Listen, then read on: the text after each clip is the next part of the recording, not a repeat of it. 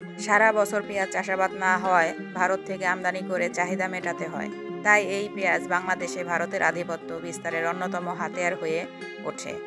পেঁয়াজ নামক এই অস্ত্র দিয়ে নানানভাবে চাপে রাখার চেষ্টা করত বাংলাদেশকে, মানে হুটহাট করে পেঁয়াজ রপ্তানি বন্ধ করে দিত ভারত বাংলাদেশকে। তবে গত 5 আগস্ট শেখ হাসিনার পতনের পর পেঁয়াজ আমদানিতে ভারতের বিকল্প দেশ হয়ে ওঠে চীন, পাকিস্তান ও তুরস্ক।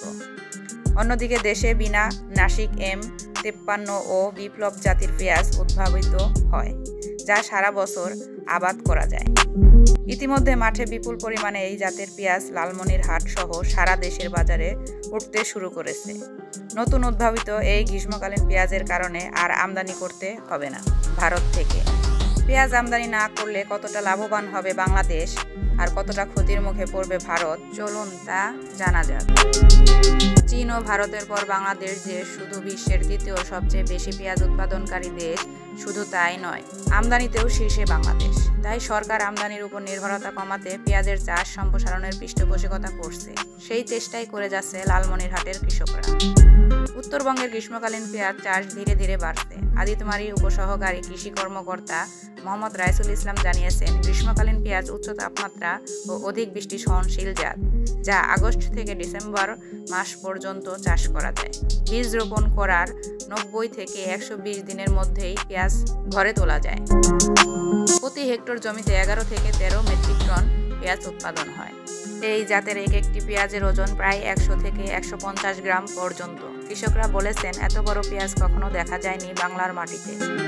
বাংলাদেশের চলতি অর্থবছরে উৎপাদন লক্ষ্যমাত্রা 36 লাখ মেট্রিক টন, আর দেশের চাহিদা 28 থেকে 30 লাখ মেট্রিক টন, অর্থাৎ ঘাটতি নয় বরং বাড়তি পেঁয়াজ উৎপাদন হওয়ার কথা। এমন তথ্য কৃষি সম্প্রসারণ অধিদপ্তরের। তারপরেও পেঁয়াজ আমদানি না করলে সারা বছরই অস্থির থাকছে পেঁয়াজের বাজার। অর্থাৎ সরকারি হিসেবে চাহিদার চেয়ে উৎপাদন বেশি, অন্তত 4 লাখ থেকে 6 লাখ মেট্রিক টন। কিন্তু তারপরেও শুধুমাত্র ভারত থেকে চলতি এরই মধ্যে 7 লাখ মেট্রিক টনেরও বেশি পেঁয়াজ আমদানি হয়েছে। কাজেই প্রশ্ন উঠছে, উৎপাদনের স্বয়ংসম্পূর্ণ হলেও কেন আমদানি ছাড়া বাজার নিয়ন্ত্রণ করা যাচ্ছে না? বিশ্লেষকরা বলছেন, দেশে উৎপাদিত পেঁয়াজের 25 থেকে 30 ভাগ সঠিক পরিচর্যা ও সংরক্ষণের অভাবেও নানা কারণে পেঁয়াজ নষ্ট হয়ে যায়। ফলে বাড়তি উৎপাদনের পরও ঘাটতি থেকেই যাচ্ছে।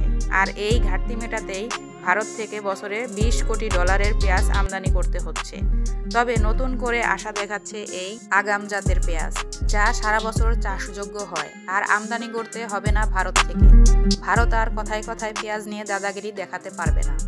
বাংলাদেশ আমদানি না করলে ভারতের বিভিন্ন মোকামে পেঁয়াজের পছন্দ ধরে যাবে, তাতে কোনো সন্দেহ নেই। যেমনটা 2020 সালে টের পেয়েছিল ভারত। বাংলাদেশ ভারত থেকে পেঁয়াজ আমদানি না করায় বড় বড় মোকাম ও 103টি ট্রাকের পেঁয়াজ সীমান্তেই পৌঁছে যায়।